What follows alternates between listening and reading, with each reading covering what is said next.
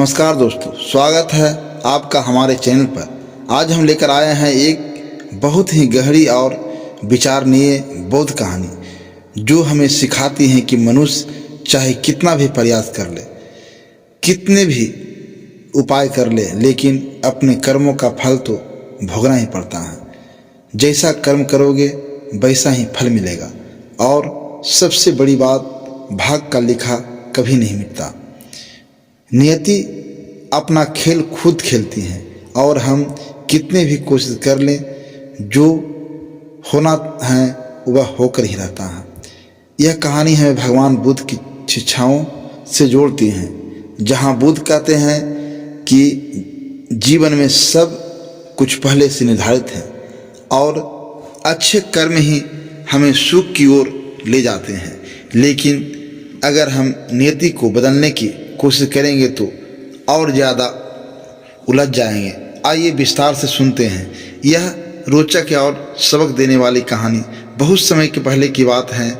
एक छोटे से गांव में एक बहुत ही ज्ञानी और विद्वान पंडित जी रहते थे। लोग उन्हें बहुत सम्मान देते थे। वे वेद शास्त्रों के बड़े जानकार थे और गांव के लोग किसी भी समस्या में उनकी सलाह लेते थे। पंडित जी का जीवन शांति और धर्म में डूबा हुआ था। एक दिन उन्हें अपने बचपन के सबसे अच्छे मित्र की याद आई। वह मित्र दूसरे गांव में रहता था जो काफ़ी दूर था। बचपन से ही वह मित्र गूंगा था, यानी बोल नहीं सकता था और एक पैर से अपंग भी था, लंगड़ाकर चलता था। लेकिन दोनों की दोस्ती बहुत गहरी थी। पंडित जी सोचे कि काफ़ी समय हो गया मित्र से मिल आऊं। वे यात्रा पर निकल पड़े। रास्ता लंबा था, बीच बीच में कई छोटे छोटे गाँव पड़ते थे। पंडित जी अपनी धुन में चल रहे थे, भजन गुनगुनाते हुए। अचानक रास्ते में उनकी मुलाकात एक व्यक्ति से हुई। वह व्यक्ति ऐसा लग रहा था जैसे किसी का इंतजार कर रहा हो। पंडित जी को देखते ही वह उनके साथ चलने लगा। पंडित जी खुश हो गए और अच्छा हुआ, अकेले सफ़र बोरिंग नहीं होगा, कोई साथ मिल गया। बातें करेंगे तो समय अच्छे से कट जाएगा। बातचीत शुरू करने के लिए पंडित जी ने उस व्यक्ति से उसका नाम पूछा। उसने शांत स्वर में कहा, मेरा नाम धर्मराज है। पंडित जी को यह नाम थोड़ा अजीब लगा, क्योंकि धर्मराज तो यमराज का ही एक नाम है। लेकिन उन्होंने सोचा कि शायद संयोग है और कुछ पूछना उचित नहीं समझा। दोनों धीरे धीरे साथ चलने लगे। रास्ते में बातें होती रही, लेकिन धर्मराज ज़्यादा बोलते नहीं थे, बस मुस्कुराते रहते थे। कुछ देर चलने के बाद रास्ते में पहला गाँव आया। गाँव के प्रवेश द्वार पर पहुँचते ही धर्मराज ने पंडित जी से कहा, पंडित जी आप आगे चलिए, मुझे इस गांव में एक ज़रूरी काम है। मैं थोड़ा देर में आपसे आगे रास्ते में मिलता हूँ। पंडित जी ने कहा, ठीक है, और आगे बढ़ गए। वे अपनी धुन में चलते रहे। थोड़ी देर बाद पीछे से गांव में हंगामा सुनाई दिया। खबर फैली कि गांव में एक व्यक्ति को एक जंगली सांड ने अपने सींगों पर उठाकर मार डाला। व्यक्ति की मौके पर ही मौत हो गई। पंडित जी को थोड़ा अजीब लगा, लेकिन उन्होंने ज़्यादा ध्यान नहीं दिया। ठीक कुछ ही देर बाद धर्मराज फिर पंडित जी के पास आ गए और दोनों फिर साथ चलने लगे। पंडित जी ने सोचा, चलो अच्छा है। अब आगे चलते चलते दूसरा गांव आया। इस गांव के बाहर एक बहुत बड़ा और सुंदर मंदिर था। मंदिर में आराम करने की अच्छा व्यवस्था थी। दिन भर चलने से पंडित जी थक चुके थे, भूख भी लग रही थी और रात होने वाली थी। मित्र का घर कभी काफ़ी दूर था। पंडित जी ने धर्मराज से कहा, रात हो रही है, पूरे दिन चलते चलते थकान हो गई है, भूख भी लगी है, यहाँ मंदिर में भोजन करके विश्राम कर लेते हैं, सुबह आराम से आगे चलेंगे। धर्मराज ने सहमति दी और कहा, ठीक है, मुझे इस गांव में किसी को कुछ जरूरी सामान देना है। आप भोजन करके आराम कीजिए, मैं बाद में आकर भोजन कर लूँगा। कहकर वे गांव की ओर चले गए। पंडित जी मंदिर में रुक गए, भोजन किया और आराम करने लगे। लेकिन थोड़ी ही देर बाद बाहर धुआं उठता दिखाई दिया। देखते ही देखते पूरे गांव में आग लग गई। आग इतनी भयानक थी कि कई घर जल गए। लोग चीखते चिल्लाते भाग रहे थे। पंडित जी हैरान हो गए। सोचा, यह धर्मराज जहाँ भी जाता है वहाँ कोई न कोई बड़ी अनहोनी हो जाती है। पहले गांव में सांड से मौत, अब यहाँ आग, कुछ तो गड़बड़ है इस व्यक्ति में। लेकिन रात थी, पंडित जी ने कुछ पूछना ठीक नहीं समझा। दोनों ने मंदिर में ही रात गुजारी और सो गए। सुबह होते ही दोनों फिर यात्रा पर निकल पड़े। कुछ देर चलने के बाद तीसरा गांव आया। फिर वहीं हुआ। धर्मराज ने कहा, पंडित जी आप आगे चलिए, मुझे इस गांव में अपने एक मित्र से मिलना है। मैं मिलकर आगे रास्ते में आपसे जुड़ जाऊंगा। इस बार पंडित जी को शक हो गया। वे आगे नहीं गए, वहीं रुककर छिप कर देखने लगे कि धर्मराज कहाँ जा रहा है और क्या कर रहा है। थोड़ी देर बाद गांव से लोग की चीख सुनाई दी। खबर आई कि एक व्यक्ति को जहरीले सांप ने काट लिया और उसकी तुरंत मौत हो गई। ठीक उसी समय धर्मराज फिर पंडित जी के पास पहुंच गए। अब पंडित जी से रहा नहीं गया। उन्होंने सीधे पूछ लिया, हे पुरुष, तुम जिस भी गांव में जाते हो वहाँ कोई न कोई वहाँ हादसा हो जाता है। पहले सांड से मौत, फिर आग, अब सांप से मौत। यह सब क्या रहस्य है? तुम मुझे सच सच बता सकते हो कि यह क्यों हो रहा है? धर्मराज मुस्कुराए और बोले, पंडित जी आप तो बड़े ज्ञानी लगते थे। मैंने सोचा था कि ज्ञानियों का साथ अच्छा होता है, इसलिए आपके साथ चला। लेकिन आप अब तक समझ नहीं पाए कि मैं कौन हूँ। पंडित जी बोले, मैं समझ गया हूँ, लेकिन मेरे मन में थोड़ा शंका है। अगर आप अपना सही परिचय दे दें तो मेरी शंका दूर हो जाएगी। धर्मराज ने गंभीर स्वर में कहा, मैं यमदूत हूँ। यमराज की आज्ञा से उन जीवों के प्राण हरता हूँ जिसकी आयु पूरी हो चुकी होती है। पंडित जी को पहले से आशंका थी, लेकिन मुंह से सुनकर घबरा गए। फिर भी हिम्मत करके पूछा, अगर तुम सच में यमदूत हो तो बताओ अगली मौत किसकी होने वाली है? यमदूत ने कहा, अगली मौत तुम्हारे उस मित्र की है जिससे तुम मिलने जा रहे हो, और उस मौत का कारण तुम खुद बनोगे। यह सुनकर पंडित जी सहम गए। सोचा, अगर मैं मित्र से मिलने गया तो उनकी मौत का कारण बनूंगा। सबसे अच्छा तो यही है कि मैं मिलने न जाऊं। कम से कम मैं मौत का कारण तो नहीं बनूंगा। वे पलटकर वापस अपने गांव लौटने लगे। यमदूत मुस्कुरा कर बोले, पंडित जी तुम जो सोच रहे हो वह सब मुझे पता है, लेकिन तुम्हारे न जाने से नियति नहीं बदलेगी। तुम्हारे मित्र की मौत निश्चित है और वह कुछ ही पलों में होने वाली है। पंडित जी को झटका लगा। यमदूत ने उनके मन की बात पढ़ ली थी। अब उन्हें पूरा यकीन हो गया कि यह सच में यमदूत हैं। वे घबरा गए और वापस मुड़कर चलने लगे। लेकिन जैसे ही मुड़े, पीछे से तेज कदमों की आवाज़ आई। देखा तो उनका वह गूंगा और लंगड़ा मित्र तेजी से उनकी ओर आ रहा था।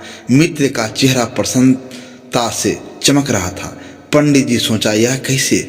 मित्र तो काफी पीछे रहता था। दरअसल मित्र ने पिछले गांव से ही पंडित जी को देख लिया था और उनका पीछा कर रहा था, लेकिन गूंगा होने से आवाज नहीं दे पाया, लंगड़ा होने से तेज नहीं चल पाया। फिर भी उसने पूरी ताकत लगाकर दौड़ने की कोशिश की। जैसे ही वह पंडित जी के पास पहुंचा, अचानक जमीन पर गिर पड़ा, दिल का दौड़ा पड़ा और तुरंत मौत हो गई। वह पंडित जी से मिलने की जल्दी में अपनी सीमा से ज़्यादा जोर लगा रहा था। बुढ़ापे में इतनी ताकत नहीं थी। पंडित जी हक्के बक्के रह गए। यमदूत बोले, देखा, वह तुमसे मिलने के लिए तुम्हारा पीछा कर रहा था। तुम्हारे कारण उसने ज़्यादा प्रयास किया और मौत हो गई। इस मौत का कारण तुम ही बने। पंडित जी ज्ञानी थे। उन्होंने खुद को संभाला, सोचा मौत तो सबकी आनी है। लेकिन अचानक उनके मन में अपनी मौत जानने की इच्छा जागी। उन्होंने पूछा, तुम शुरू से मेरे साथ क्यों चल रहे थे जब मौत मेरे मित्र की थी? यमदूत जोर से हंसे और बोले, मैं तो हर पल हर क्षण सभी जीवों के साथ चलता हूँ, लेकिन लोग अपनी समस्याओं चिंताओं में इतने डूबे रहते हैं कि मुझे पहचान नहीं पाते। उनके पास दूसरों को देखने समझने का समय ही नहीं होता। पंडित जी ने फिर पूछा, तो क्या तुम बता सकते हो कि मेरी मौत कब, कहाँ और कैसे होगी? यमदूत बोले, समान जीव के लिए अपनी मौत जानना अच्छा नहीं, क्योंकि जानकर वह दुखी हो जाता है। लेकिन तुम ज्ञानी लगते हो और मित्र की मौत सहन कर ली, तो सुनो, तुम्हारी मौत आज से ठीक 6 महीने बाद आज वाले दिन किसी दूसरे राज्य में फांसी से होगी। और सबसे हैरानी की बात यह कि तुम खुद खुशी खुशी उस फांसी को स्वीकार कर लोगे। यह कहकर यमदूत अंतर्ध्यान हो गए। अब उनके साथ चलने का कारण खत्म हो गया था। पंडित जी ने मित्र का अंतिम संस्कार किया, सभी क्रियाकर्म किए और अपने गांव लौट आए। लेकिन अपनी मौत की बात मन में चुभ गई। ज्ञानी होने के बावजूद डर लग रहा था। मौत से बचने का उपाय सोचने लगे। पंडित जी की राजा से अच्छी जान पहचान थी। वे दरबार में गए और सारी कहानी विस्तार से सुनाई। राजा ने मंत्रियों से सलाह ली। सभी ने विचार किया और कहा, अगर यमदूत की बात सच्ची है तो मौत दूसरे राज्य में फांसी से होगी। अगर पंडित जी दूसरे राज्य में जाएंगे ही नहीं तो मौत कैसे होगी? राजा को यह सलाह पसंद आई। पंडित जी को महल में ही रहने की व्यवस्था कर दी गई। राजा के आदेश से बिना अनुमति किसी से मिलने नहीं दिया जाता था। लेकिन पंडित जी को स्वतंत्रता थी कि महल के अंदर कहीं भी घूम सकते थे, ताकि उन्हें कैद का एहसास न हो। लेकिन डर के मारे पंडित जी खुद कहीं नहीं जाते थे। दिन बीतते गए, महीने गुजरते गए। पंडित जी डर डर कर जी रहे थे। आखिरकार वह दिन आ गया जिस दिन मौत होनी थी। उस दिन की रात पहले पंडित जी बहुत डरे हुए थे। सोचा जल्दी सो जाऊं ताकि रात जल्दी बीते और सुबह हो जाए, मौत टल जाएगी। लेकिन पंडित जी को नींद में चलने की पुरानी बीमारी थी। वे खुद नहीं जानते थे और किसी को बताए भी नहीं था। पिछले कई दिनों से ठीक से सो नहीं पा रहे थे, तनाव में थे। नींद की कमी से बीमारी बढ़ गई। उस रात नींद में उठे, महल से निकलकर अस्तबल में गए। कोई पहरेदार नहीं रोका, क्योंकि वे राजा के खास मेहमान थे। सबसे तेज घोड़ा लिया और नींद में ही राज की सीमा पार करके पड़ोसी राज में चले गए। वहां राजमहल में पहुंच गए। महल के पहरेदार भी गहरी नींद में थे। किसी ने नहीं रोका। पंडित जी सीधे राजा के शयन कक्ष में गए, जहां राजा और रानी सो रहे थे। रानी के बगल में जाकर सो गए। सुबह राजा ने उठकर देखा तो क्रोध से आग बबूला हो गए। किसी अजनबी का रानी के पास सोना, तुरंत कैद का आदेश दिया। पंडित जी गिरफ्तार हो गए। उन्हें कुछ समझ नहीं आ रहा था कि वे यहाँ कैसे पहुँचे, लेकिन कोई सुनने वाला नहीं था। अगले दिन दरबार में पेश किया गया। राजा ने बिना सोचे फांसी की सजा सुना दी। पंडित जी कांप गए, लेकिन हिम्मत करके बोले, महाराज, मुझे नहीं पता मैं यहाँ कैसे पहुँचा, लेकिन मैं जानता हूँ कि आज मेरी मौत होनी थी और हो रही है। राजा को यह अजीब लगा, पूछा, तुम्हें कैसे पता है कि आज तुम्हारी मौत होने वाली है? पंडित जी ने 6 महीने पुरानी पूरी कहानी सुनाई। यमदूत से मिलना, भविष्यवाणी, सब कुछ। राजा को लगा शायद झूठ है, मौत से बचने की कहानी। लेकिन पड़ोसी राज्य का राजा उनका मित्र था।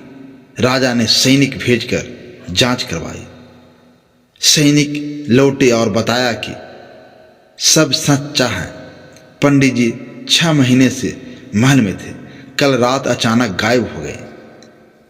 अब राजा की समस्या, फांसी न दी तो राज वचन टूटेगा, दी तो निर्दोष मरेगा। मंत्री से सलाह ली। मंत्री ने कहा, कच्चे सूत के धागे से फंदा बनवाइए, धागा टूट जाएगा, पंडित जी बच जाएंगे, राजा का वचन भी रह जाएगा। राजा को अच्छा लगा, ऐसा ही किया गया। कच्चे सूत का फंदा बनाया। सभी खुश थे। पंडित जी को भी यकीन था कि कच्चे सूत से मौत नहीं होगी। वे खुद तैयार हो गए, जैसे यमदूत ने कहा था।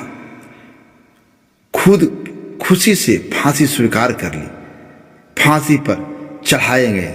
धागा टूट गया, लेकिन टूटने के झटके से गले की एक महत्वपूर्ण नस कट गई।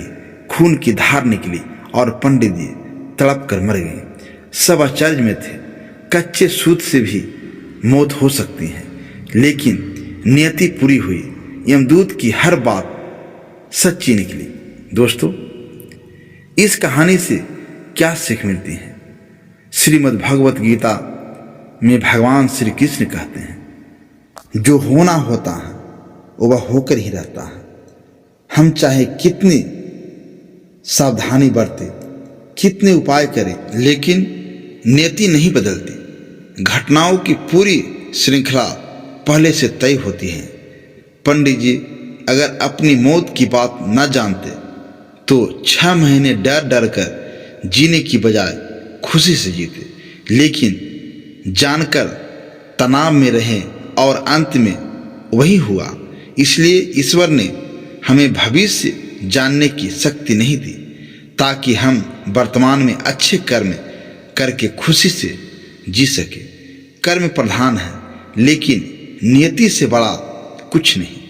अच्छे कर्म करो, दूसरों की मदद करो और जीवन को बिना डर के जियो।